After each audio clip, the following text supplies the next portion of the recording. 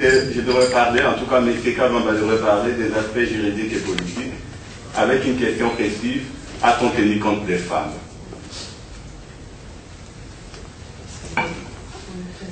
Oui, Jean-Claude Poutou, je travaille au département de sciences politiques à Liège avec Bob Kalambert.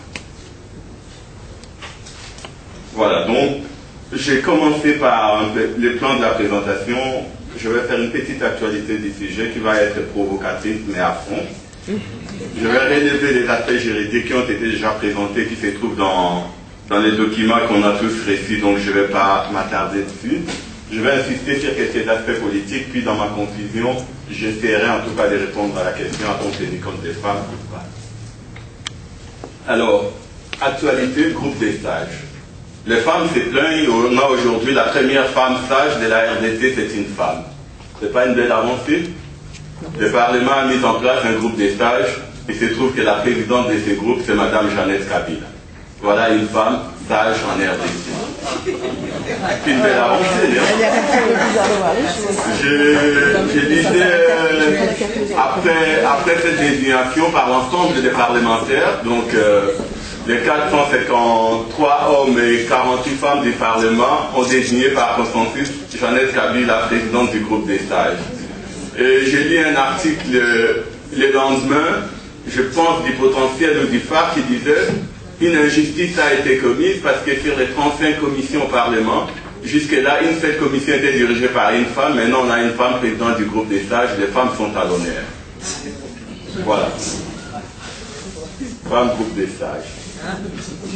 Alors, je me suis dit, je vais parler des témoignages, parce que le thème général, c'est quand même la femme, les élections qui arrivent. Et on a d'un côté la présidente du groupe des sages, et de l'autre, on a des femmes congolaises. Et j'ai eu envie, ça c'est ma propre expérience personnelle, de mettre à l'honneur des femmes que je connais qui travaillent. Il y a une qui n'est pas connue du tout, mais qui depuis pratiquement 10 ans aujourd'hui, travaille comme aumônière dans la prison de Makala. Tu entres dans la prison, tous les prisonniers, tous les militaires, tout le monde la connaît. C'est la femme qui tient tête aux prisonniers, au directeur de la prison, à tout le monde. Elle travaille, elle vit là en permanence.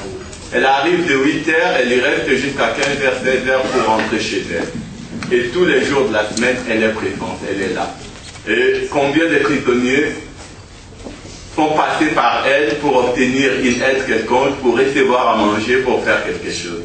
C'est une femme engagée, elle n'est peut-être pas politique au sens où on l'attend, mais pour moi, son action est digne d'une femme capable de travailler, de faire quelque chose, de s'engager peut-être plus activement. Elle tient tête aux hommes, elle est appréciée, elle est respectée. Le deuxième témoignage que je voulais mettre à l'honneur, c'est une femme, une simple mère de famille. Elle est infirmière, elle est veuve depuis 30 ans aujourd'hui. Elle élève ses enfants seule, au quotidien. Elle se bat dans les systèmes congolais, elle continue à faire vivre sa famille. Cette femme-là a de la valeur, elle a de l'importance. Elle est reconnue. Quelle est son appréciation des autres femmes, des femmes qui sont mises à l'honneur, qui sont à l'Assemblée et qui sont au gouvernement? J'espère que dans le débat, on pourra revenir. Je voulais en tout cas mettre ces deux témoignages à l'honneur. Un peu de provocation, je disais à Wendy tout à l'heure, on dirait, j'avais prévu le coup, je me dis, mais je ne vais pas le laisser se mettre en avant sans pour autant leur dire quelque chose. La première des choses, c'est que je suis arrivé ici à 9h, certaines des organisatrices n'étaient pas là. La réunion était censée commencer.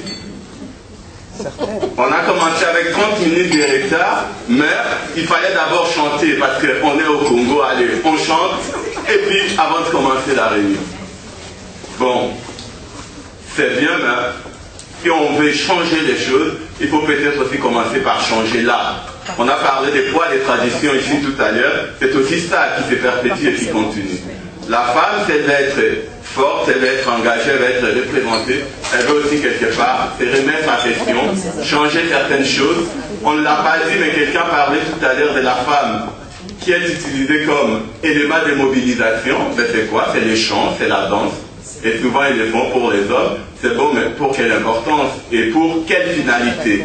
Est-ce que cette image-là est l'image qui renvoie à la femme engagée, à la femme qui veut prendre ses responsabilités, qui veut être l'égale des hommes, si elle doit continuer à danser pour les hommes, à chanter pour elle? C'est une question que je vous pose, c'est la provocation. Oui, ici, mais voilà, la question elle est posée. Sur les millions de femmes qui sont au Congo, allez leur poser la question. Donc, je termine cette petite provocation par cette citation d'Eduardo Galeano. La première condition pour changer la réalité consiste à la connaître, à l'accepter et à accepter ses erreurs pour changer. Sinon, ça devient difficile. Aspect juridique, je ne vais pas revenir sur tous les textes, vous les avez. Les traités internationaux, la Constitution, les articles qui se trouvent dans les textes, les lois électorales, l'article 13, 50, etc. Inutile de revenir, mais en gros, ces attestent, comme le montre le préambule de la Constitution congolaise, réaffirmant notre adhésion et notre attachement à la Déclaration universelle des droits de l'homme, à la Charte africaine des droits de l'homme et des peuples, aux conventions des Nations unies sur les droits de l'enfant et sur les droits de la femme, particulièrement à l'objectif de la parité des représentations hommes-femmes au sein des institutions du pays, ainsi qu'aux instruments internationaux relatifs à la protection et à la promotion des droits humains. Voilà ce qu'affirme la Constitution congolaise. La parité est un objectif. Et comme tout objectif, il faut de l'engagement, pour ne pas dire même, il faut mener un combat. Sans combat, il n'est pas facile d'atteindre des objectifs. Que les femmes en prennent conscience, c'est une chose. Mais, et ça sera ma dernière provocation de la matinée, j'ai envie de dire, on connaît tous la formule légendaire, après l'indépendance égale avant l'indépendance, j'ai envie de dire, les femmes au Congo égale les hommes au Congo. On est tous, quelque part, des irresponsables, quelque part, on veut des choses, mais on ne veut pas s'engager à fond, on ne veut pas atteindre nos objectifs. Je dis bien, les femmes au Congo égale les hommes au Congo. Donc, les lois existent, et dans certaines lois, il faudra quand même le préciser, l'injustice demeure, par exemple, que ce soit dans les codes des familles ou dans le droit de travail, où là, la femme est soumise à l'autorité de l'homme, où l'homme est le chef des ménages. Voilà, au fond, quelque chose qui existe encore dans des lois et qui, là aussi, mérite une autre forme d'engagement pour arriver à changer les choses. Maintenant, aspect politique. Institution nationale, je ne vais pas y revenir. On a présenté, ma devancière l'a si bien fait, la place des femmes dans les institutions, le nombre qui s'occupent, etc. Moi, je ne vais pas revenir dessus. Dans le gouvernement aujourd'hui, le gouvernement des Matata, je crois, il y a 6 femmes, 35 ministres, 4 femmes ministres à temps plein et une vice-ministre, avec quand même le ministère de la Justice entre guillemets. Je vais peut-être insister un peu sur le ministère du genre qui existe depuis quelques temps, mais concrètement, quand on se pose des questions aujourd'hui, quelles sont les initiatives majeures qui sont prises par ces ministères dirigés par une femme pour faire la promotion de la femme congolaise, on a du mal à y trouver quelque chose.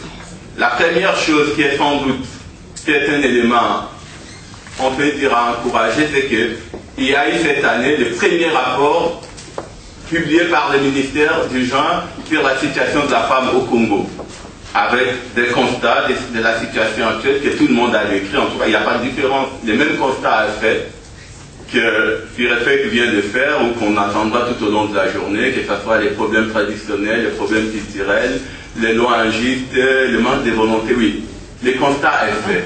Mais une fois que les constats est fait, quels sont les moyens, quels sont les objectifs, quelles sont les politiques qui sont mises en place par ce ministère pour développer le genre? J'ai été heureux de voir il y a quoi, 2-3 semaines, qu'elle avait réussi l'ambassadeur de France pour faire le point sur la situation du genre. Quelque part, j'ai envie de me dire, mais voilà finalement, à quoi se résume l'engagement politique pour la femme au Congo? C'est recevoir des gens, c'est tenir des discours, c'est de se faire voir. Et de se dire, ben voilà, on parle du genre parce que c'est porteur, parce qu'on sait que si on va avec les problèmes des femmes en Belgique, on aura Isabelle Durand, on aura Catherine Lallet, on aura Marie Arena, on aura des gens, ben voilà, les femmes seront là, et nous, il faut qu'on en parle. Tous les partis politiques mettent en avant, oui, il faut insister sur les genres.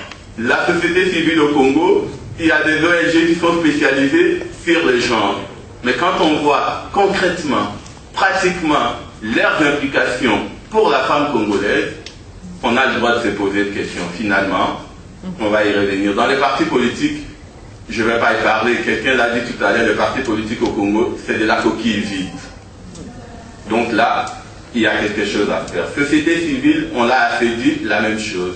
j'ai envie ici simplement de dire une chose, de dire que peut-être que pour l'avenir ou aujourd'hui, là, il faut partir non seulement pour changer les choses de nos ambitions générales, de nos principes généraux, comme on le dit, la Constitution est là, les choses existent, mais qu'on essaie de mettre une stratégie concrète par rapport à la situation réelle du Congo.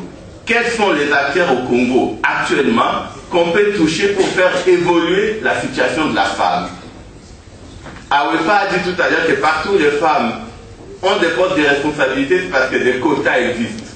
Alors, comment faire aujourd'hui en sorte que le Congo arrive à imposer des quotas pour la participation des femmes? Concrètement, qui est en mesure de le faire? Pas nos principes, pas ce que la Constitution dit. La Constitution dit tellement de choses au-delà de la femme, de la liberté. Et juste une boutade, on ne l'a pas rappelé ici, mais de voir que les articles de Constitution, on parle des femmes, la femme est associée au handicap, parité et des personnes vivant avec handicap. Comme si quelque part, dans l'arrière-plan, et la question a été posée avant l'adoption de la Constitution et des lois électorales, par des experts de l'Université de Liège qui participaient aux côtés des politiciens congolais. Pourquoi associer les femmes à l'handicap? Pourquoi ne pas mettre un paragraphe à part ou en dehors?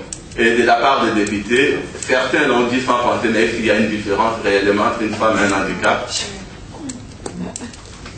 Au-delà des textes, voyons l'arrière-plan, voyons qu'est-ce qui se passe dans la tête des gens.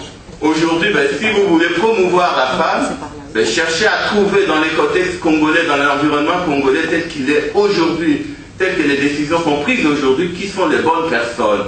Et même si j'ai attendu des éclats de rire, vous avez une présidente qui est la première sage de la RDC, commencez déjà par elle. Elle a peut-être le pouvoir de faire évoluer cette chose-là, par des liens qu'elle a ou par ce qu'elle peut avoir. Il faut rester concret, arrêtons de rêver, de faire des stratégies sur des principes généraux qui ne s'appliqueront jamais.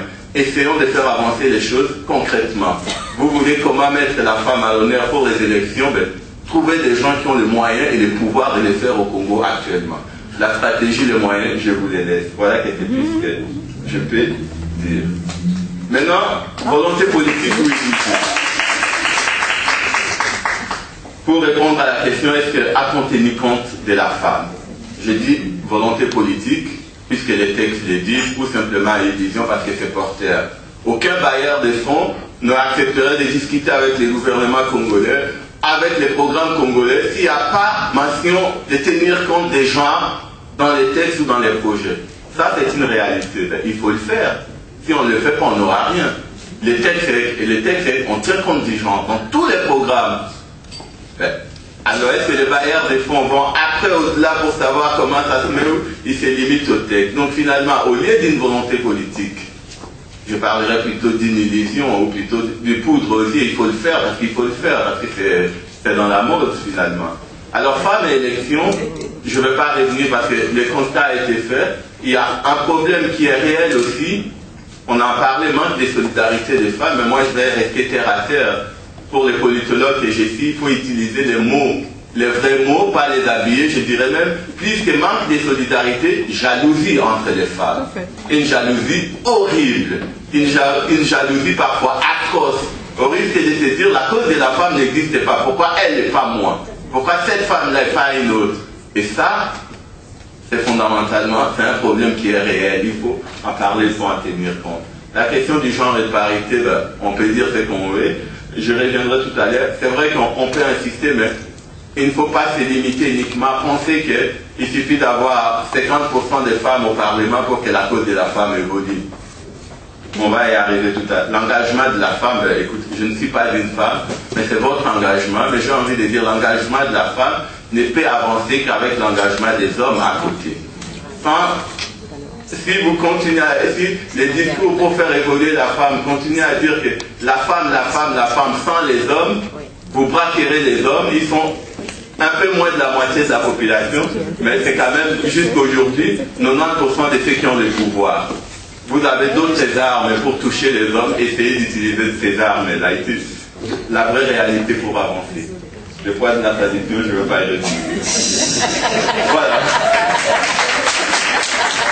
Et pour finir, finir, j'ai voulu faire un peu de malin pour présenter cet indice-là, l'indice de l'inégalité des genres qui a été développé par les Nations Unies.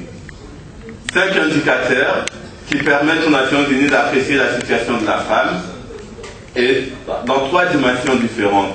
Comme vous pouvez le voir avec moi, sur les 5 indicateurs, il y a les taux de participation de la population active par rapport à la différence entre hommes et femmes, les niveaux d'instruction secondaire et supérieure, la représentation parlementaire, la fécondité chez les adolescents et la mortalité maternelle, avec les 3 dimensions, c'est-à-dire santé et reproduction, autonomisation et marché de l'emploi. Et l'ensemble de ces mesures, de ces indicateurs sur ces dimensions donne ce qu'on appelle l'indice d'inégalité de genre, comme il existe l'indice de développement humain. Alors, je voulais prendre un exemple, les derniers chiffres dans les rapports sur le développement humain, en prenant 4 pays, juste pour montrer une différence, comment il ne faut pas simplement se limiter sur la participation politique, la femme élue au Parlement, mais il faut prendre en compte la généralité. Sur les 4 pays que j'ai, les tableaux n'est pas très correct, je n'ai pas réussi à le faire, je l'ai fait rapidement hier nuit. J'ai mis la Belgique qui, en matière d'indice de développement humain, elle, sur les 4 pays, est le premier pays, c'est-à-dire elle est classée 18e au monde, comme en termes. Quand on entre dans le classement sur l'indice d'inégalité du genre, la Belgique se trouve 12e. Il gagne 6 places par rapport à son programme de développement. La France, par contre, qui est 20e sur l'indice de développement humain, passe devant la Belgique sur la question du genre. Il est 10e. Et on voit le Rwanda qui est le premier pays africain, le premier pays au monde par rapport à la participation politique de la femme, n'être que 82e sur l'indice d'inégalité de genre en général. Pourquoi? Parce que quand on prend les autres valeurs, par exemple la population active femmes et hommes, on voit que la population active en RDC, par exemple, sur les hommes qui travaillent, il y a 85,6% et il y a que 56% de femmes qui travaillent sur la population active. Sur l'enseignement supérieur, on a relevé tout à l'heure le problème de l'analphabétisme, mais on voit, et c'est le seul domaine où on arrive à battre le Rwanda. 10% des femmes sont instruites par rapport à 36% des hommes. Donc on voit, en regardant un peu sur les indices de fécondité ou sur les problèmes d'accouchement, que finalement la question de la femme du genre ne se limite pas à son engagement politique, mais touche à d'autres aspects, et que si on veut promouvoir l'engagement politique, il faut déjà commencer à travailler les autres aspects de la place de la femme dans la société. Voilà, donc je vais m'arrêter là. Si vous avez des questions. J'adore cette photo parce que pour moi, c'est l'image de la femme congolaise.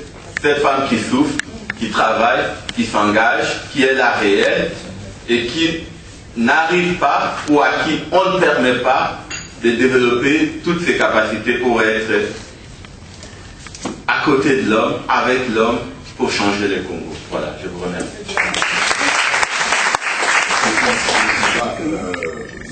Pour l'émancipation de la femme, il n'est pas congolais, il n'est pas ivoirien, il n'est pas belge. C'est la femme sur toute la terre. Donc, c'est le même combat.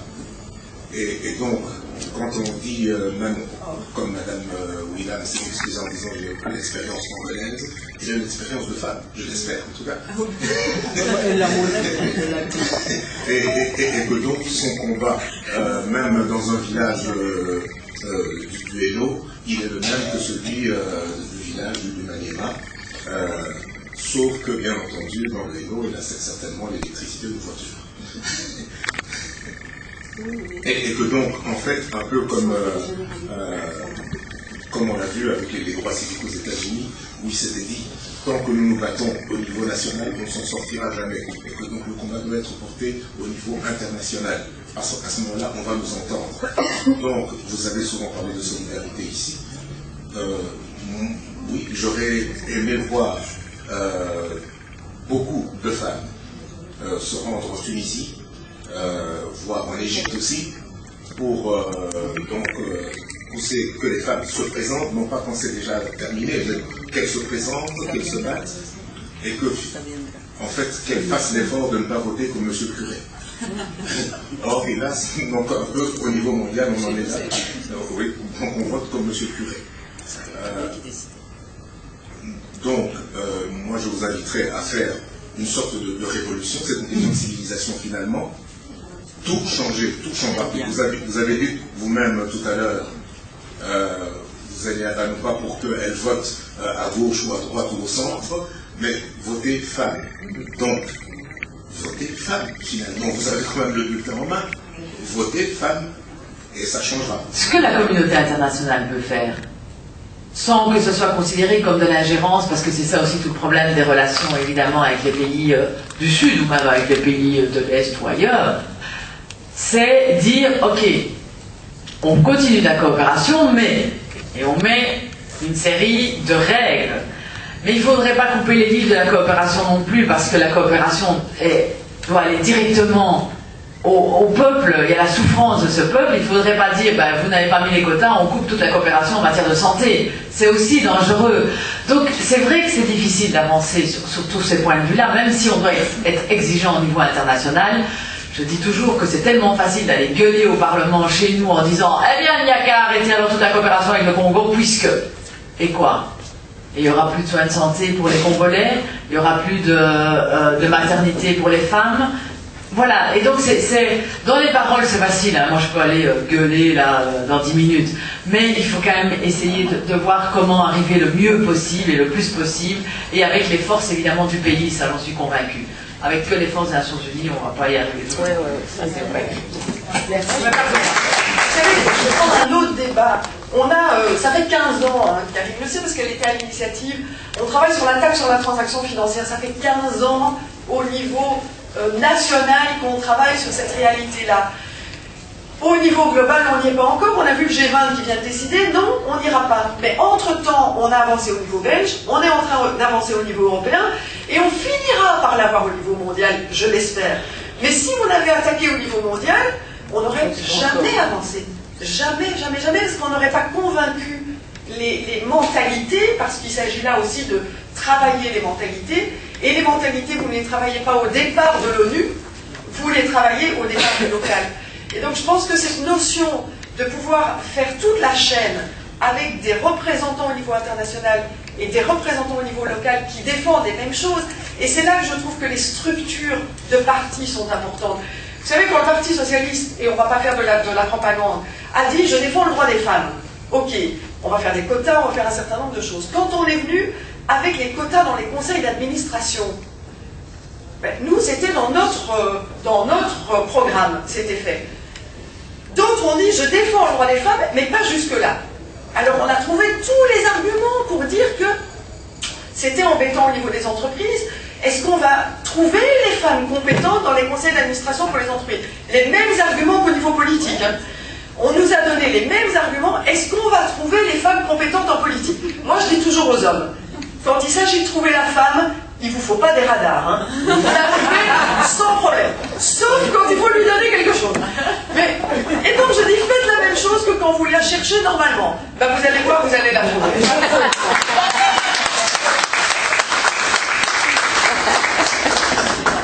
Vraiment, merci beaucoup mesdames, merci à celles qui voulaient dire aux collègues qui sont déjà partis, mais on ne va pas vous lâcher, on vient de commencer une aventure et que ce sera une bonne aventure. Bon, quand vous avez été au Congo, j'ai eu la chance effectivement que j'étais là aussi en 2006 et tout ça, et je vois que l'aventure continue. On va encore avancer dans cette bonne aventure. En tout cas, un infini merci. Nous avons voulu vous rencontrer de façon plurielle parce que nous aimons beaucoup les choses et ça, vraiment, ça nous apporte énormément et ça nous encourage d'aller de l'avant, ça nous encourage d'améliorer cette bonne aventure qui vient de commencer. Mais avec vous, nous nous sentirons fortes et nous sommes presque sûrs de réussir. Mais nous réussirons avec vous. Un infini merci, un infini merci. Merci à tous ceux qui sont là.